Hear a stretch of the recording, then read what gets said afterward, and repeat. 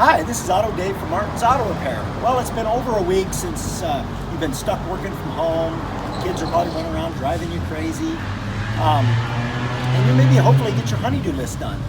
And on that list, make sure that you put your car on that list. If there's some things that you've been putting off because you just didn't have the time to get your car in, now is a great time to do it. We are really busy here, but you can call and make an appointment. The only thing that we're not accepting right now is waiters.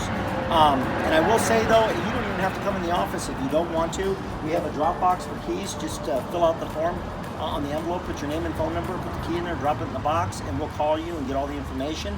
And at the end, when we're done working on your car, we can put it in a lockbox, give you the code, and you can come pick it up at your leisure, and you never even have to set foot in the office. But in the event you do need a ride home, we'd be happy to give you a ride home, and we'll even take the long way for you. We'll call it the scenic route, so you get out of the house just a little bit longer.